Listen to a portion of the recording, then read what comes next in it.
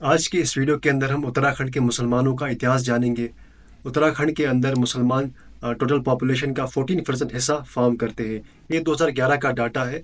काफ़ी outdated data है क्योंकि तब से कोई सेंसस नहीं हुई है। और उत्तराखंड में जो इस्लाम है ये दूसरा बड़ा रिलीजन है। और मुसलमान जो है ये सबसे बड़ी माइनॉरिटी है। मुसलमानों के अलावा यहाँ जैन और बुद्धिस्ट भी रहते हैं। यहाँ हिंदू की जो परसेंटेज है वो 83% है। और जो मुसलमानों की पॉपुलेशन है वो ज़्यादातर जो है तराई के डिस्ट्रिक्ट्स में, तराई के एरियाज़ में कंसंट्रेटेड है। अब जो तराई के एरियाज़ है इनमें देहरादून आता है, इसमें हरिद्वार आता है, नैनीताल आता है, इसमें उधम सिंह नगर आता है। तो इन खित्तों में मुसलमानों की परसेंटेज काफ़ी ज़्यादा है in comparison to other hill districts of Uttarakhand. जो बाकी हिल डिस्ट्रिक्ट्स है वहाँ मुसलमानों की परसेंटेज जो है या तो 3% है या फिर 3% से नीचे नीचे है। अब वजह क्या है कि इन निचले इलाकों में, इन तराई रीजन्स में मुसलमानों की आबादी ज़्यादा है। इसकी ये वजह है कि ये जो तराई डिस्ट्रिक्ट्स है, चाहे देहरादून हो गया, हरिद्वार हो गया, नैनीताल हो गया, उधम सिंह नगर हो गया, ये मुसलमानों के टच में रहे हैं। जो मुस्लिम किंगडम्स थे, चाहे दिल्ली सल्तनत थी या फिर मुगल्स थे, ये उनके संपर्क में रहे, उनके टच में रहे हैं। यहाँ उन्होंने शासन किया है। और दूसरी वजह यह है कि ये जो अपनी बॉर्डर शेयर करते हैं यूपी के डिस्ट्रिक्ट्स के साथ, वहाँ मुसलमानों की परसेंटेज काफ़ी ज़्यादा है। फॉर एग्जांपल सहारनपुर में जो 42% लोग मुसलमान हैं, मुजफ्फरनगर में 41% मुसलमान है, बिजनौर में 43% लोग मुसलमान है, रामपुर में 51% लोग मुसलमान है, मुरादाबाद में 47% लोग मुसलमान है, अमरोहा में 41%, मेरठ में 34% और बरेली के अंदर 35%। तो यहाँ से हमें अंदाज़ा मिलता है कि अगर यूपी के इन डिस्ट्रिक्ट्स में मुसलमानों की पॉपुलेशन बहुत ज़्यादा है तो कॉमन सेंस है कि इन इलाकों के साथ जो दूसरे इलाके लगते हैं उत्तराखंड के, वहाँ भी मुसलमानों की परसेंटेज अच्छी खासी होगी। यह तो इसी वजह से हम देखते हैं कि देहरादून के अंदर मुसलमानों की आबादी 12% है, हरिद्वार के अंदर 34% है, नैनीताल के अंदर 13% है, उधम सिंह नगर के अंदर 23% है। तो अब मुसलमानों का थोड़ा इतिहास जानते हैं उत्तराखंड के कंटेक्स्ट में। हरिद्वार और हरिद्वार के आसपास के जो इलाके हैं ये दिल्ली सल्तनत के अंडर थे। ये मुगलों के अंडर भी थे। और जो अबू फजल है वो लिखते हैं कि अकबर के दौर में हरिद्वार के अंदर एक मिंट थी, जहाँ जो है अकबर के दौर के सिक्के बनते थे, कॉपर कॉइन्स वहाँ बनती थी।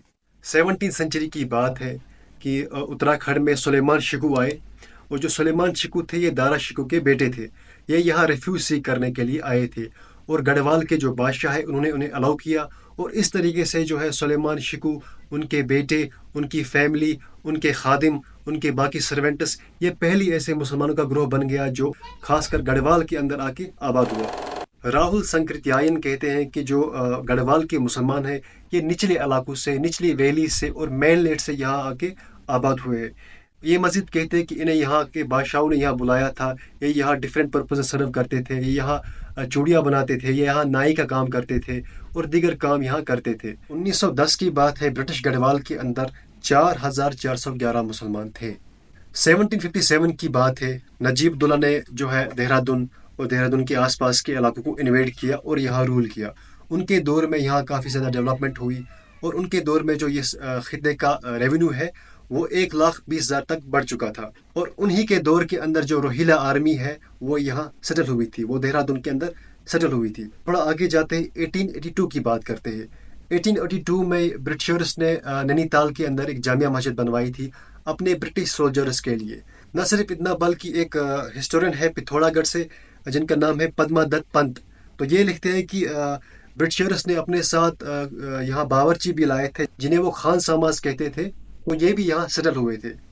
तो जो लोग कहते हैं कि 1980s तक, 1990s तक उत्तराखंड में कोई मस्जिद नहीं थी, अचानक से यहाँ बहुत सारी मस्जिदें बनी वगैरह वगैरह, तो उनकी गाल पे ये अच्छा खासा तमाचा है। हमें हिस्ट्री से पता चलता है कि यहाँ ऑलरेडी मस्जिदें थी। और चूंकि उत्तराखंड के अंदर 15 लाख मुसलमान आबाद है, तो आप खुद अंदाजा लगाइए कि 15 लाख मुसलमानों के लिए कितनी मस्जिदें होनी चाहिए। अच्छा जी, एक और हिस्टोरियन है देवेंद्र ओली। ये कहते हैं कि जो कुमाऊं रीजन है, यहाँ के चंद जो बादशाह थे उन्होंने मुसलमानों को बुलाया था। क्यों बुलाया था?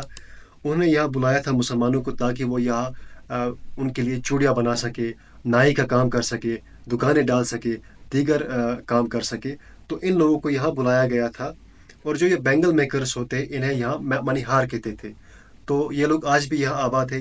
ये लोग तनकपुर के अंदर और खोना विलेज के अंदर पिछले 500 सालों से आबाद है, according to historian Devendra Oli of Kumaon region. तो जो लोग ये कहते हैं कि मुसलमान यहाँ घुसपैठिया है, मुसलमान पता नहीं बांग्लादेश से आए हैं, रोहिंग्या है, लेकिन जो अक्सर मेजॉरिटी है उत्तराखंड के मुसलमानों की, वो यहीं की है। और उन्हें वो कोई घुसपैठिया नहीं है, बल्कि उन्हें उत्तराखंड के राजाओं ने यहाँ बुलाया है, उन्हें उत्तराखंड के बादशाहों ने यहाँ बुलाया है, इनवाइट करके यहाँ बसाया है, और उन्होंने उत्तराखंड के लिए बहुत सारा काम किया है। पिथौरागढ़ में रामलीला होती थी, उसमें मुसलमान हिस्सा लेते थे, बल्कि जो रावण का रोल है वो शेख अकबर हुसैन प्ले करते थे। 1960s तक उन्होंने ये रोल प्ले किया है। मजीद मुख्तलिफ हिंदू त्योहारों में मुसलमान जो है मंदिर को सजाते थे, हिंदू के एरिया को सजाते थे। इसके अलावा जब मुसलमानों का कोई त्यौहार होता था तो हिंदू उसमें हिस्सा लेते थे। फॉर एग्जाम्पल जब मुहर्रम होता था तो हिंदू जो है वहाँ ड्रम बजाने का काम करते थे। एक और ज़रूरी बात मैं आपको यहाँ पे बताना चाहूँगा जो पिछले साल थोड़ी हाईलाइट भी हुई थी, और वो है यहाँ का यूनिक पहाड़ी कल्चर। अब होता क्या है कि जो पहाड़ों के अंदर हिंदू रहते हैं वो भी पीरों को मानते हैं, सईदों को मानते हैं। जो निचले इलाकों में मुसलमान रहते हैं या फिर हिंदू रहते हैं वो भी सईदों को मानते हैं, पीरों को मानते हैं, उनके पास जाते हैं। तो जो पहाड़ी हिंदू है उन्होंने अपनी आसाइश के लिए क्या किया है कि एक हाइब्रिड स्ट्रक्चर बनाया है। एक ऐसा स्ट्रक्चर बनाया है जिसका गुंबद जो है ग्रीन कलर का होता है, जैसे सूफी मज़ारों के ऊपर होता है। और फिर जो इसका जो बाकी एरिया है ये वैसा ही होता है जैसे एक मंदिर का एरिया होता है। यहाँ अंदर जो है एक पीर का या सैयद का एक पोर्ट्रेट होता है, और फिर इसके अलावा यहाँ मम्मत भी होती है। तो फिर ये यहाँ जो है यहाँ इस पीर की पूजा करते हैं। तो ये एक यूनिक पहाड़ी कल्चर है। पहाड़ियों का कल्चर बहुत डिफरेंट है, जो कि हिंदुज़म जो है ये हर जगह सेम नहीं होता। डिफरेंट इलाकों में डिफरेंट काइंड का हिंदुज़म प्रैक्टिस होता है। मुसलमानी देवता लेकिन पूजने वाले हिंदू। देवभूमि में इस मुसलमान देवता के कई मंदिर हैं। तो पिछले कुछ सालों के अंदर इन मज़ारों को लेके बहुत सारा बवाल खड़ा हुआ कि मुसलमानों के मज़ार हर जगह फैल चुके हैं, बल्कि ये मज़ार जो है हिंदू ने खुद बनाए थे। जब मैंने उत्तराखंड के कुछ हिंदू दोस्तों से बात की तो उन्होंने बताया कि वो सईदों को, पीरों को बहुत मानते हैं, उनकी बहुत रिस्पेक्ट करते हैं, और वो इस तरह का जो मज़ार है वो अपने एरियाज़ में बनाते हैं। हालांकि इन एरियाज़ में कोई मुसलमान पॉपुलेशन नहीं होती है, ये हिंदू अपनी आसाइश के लिए बनाते हैं। लेकिन कुछ वीडियोस वायरल हो गए और ये कहा गया कि हर जगह मुसलमान पहुंच चुके हैं और मज़ार बना दिया है और मज़ार जिहाद शुरू हो गया है, जिसके बाद कुछ लोग वहाँ पहुँचते हैं और इन मज़ारों को डोमोलिश करते हैं, इन मज़ारों को तोड़ देते हैं। तो इस तरीके की चीज़ें नहीं होनी चाहिए। इससे हिंदू अपने हिंदू भाइयों को नुकसान पहुँचा रहा है, उनकी आस्था को नुकसान पहुँचा रहा है।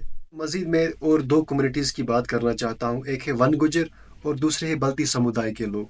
जो वन गुज्जर है इनकी पॉपुलेशन उत्तराखंड में तकरीबन 20 से लेके 40,000 के बीच में है। ये नोमैडिक लाइफ गुजारते हैं, ट्रांसह्यूमनस प्रैक्टिस करते हैं। ये अपने रूट्स जो है जम्मू कश्मीर तक ट्रेस करते हैं। हिमाचल के अंदर भी आपको मिलेंगे, और गुज्जर तो आपको पूरे नॉर्थ इंडिया के अंदर वैसे भी मिलेंगे। तो ये ओरिजिनली जो है जम्मू कश्मीर से आए हैं तकरीबन 19th सेंचुरी में। तो ये जो वन गुज्जर होते हैं ये अपना विंटर टाइम जो है तराई भाबर के एरियाज़ में बिताते हैं, तराई भाबर के जंगलों में बिताते हैं, और अपना समर टाइम जो है ये अपने अल्पाइन पास्चर्स में बिताते हैं। और ये अपने वाटर बेफलोज के लिए काफ़ी मशहूर है। ये गोजरी ज़ुबान बोलते हैं और इस्लाम प्रैक्टिस करते हैं।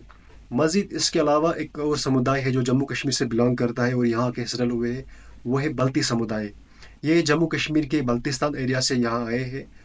तो 1947 से पहले ब्रिटिशर्स के दौर से ही ये यहाँ के सेटल हुए थे। ये यहाँ डिफरेंट काम करते थे, एज ए पोर्टर काम करते थे, ब्रिटिशर्स के लिए काम करते थे। तो इनके बनाए गए डिफरेंट स्ट्रक्चर्स आज भी उत्तराखंड के अंदर सर्वाइव कर रहे हैं। तो विकास नगर एक गांव है देहरादून के अंदर, यहाँ आपको बल्ती समुदाय के लोग मिलेंगे। 1947 में जब पार्टीशन हुआ तो कई सारे बल्ती समुदाय के लोग वापस बल्तिस्तान चले गए, लेकिन कुछ लोगों ने फैसला किया कि वो यहीं रहेंगे, और आज भी वो यहाँ डिफरेंट गाँव के अंदर जैसे कि विकास नगर के अंदर रह रहे हैं। इसके अलावा जो गर्दन गली है उसके बारे में भी आपने सुना होगा। इसे बनवाया तो ब्रिटिशर्स ने है, लेकिन इसमें जो लेबर यूज़ हुआ था वो पठान्स थे पेशावर के। यानी मुसलमानों का अच्छा खासा कंट्रीब्यूशन उत्तराखंड की हिस्ट्री में रहा है। अक्सर लोग तो उत्तराखंड के राजाओं ने बुलाया डिफरेंट पर्पसेस के लिए। वो यहाँ नाई का काम करने के लिए आए, वो यहाँ चूड़ियाँ बनाने आए, वो यहाँ दुकानें डालने आए, वो यहाँ जो है बावर्ची बन के आए, और इसी तरीके से दीगर काम करने के लिए आए। पिछले वीडियो के अंदर हमने हिमाचल के मुसलमानों की बात की थी। इस वीडियो में हमने उत्तराखंड के मुसलमानों की बात की। इसी के साथ हमारा जो हिमाचल और उत्तराखंड सीरीज़ हमारी है ये यहीं पे ख़त्म होती है। अगर आप बाकी वीडियोस देखना चाहते हो तो चैनल विज़िट करें, या फिर डिस्क्रिप्शन में आपको लिंक मिलेगी प्लेलिस्ट की, आप सारे वीडियोस वहाँ देख सकते हो। शुक्रिया। फरीदा बानू। फरीदा बानू। अच्छा। शारदा दही अच्छा दूध दे दी हाँ दूध दे दे कद का और दे दे 2.5 किलो दे वो हरिजन है, हम मुसलमान हैं और यही दो जाति पिछड़ी हैं। ये है कालू से मजार। हिंदू मुस्लिम सिख ईसाई ज़ायरीनों का तांता लगा रहता है। इसका नाम है जामा मस्जिद। सैदवाली के बारे में डिटेल जानकारी मिलती है। इसे मस्जिद अमानिया या अमानुल्लाह की मस्जिद भी कहते हैं। कि आला हज़रत अज़ीमुल बरकत ने यहाँ कुछ दिनों तक क़याम किया है।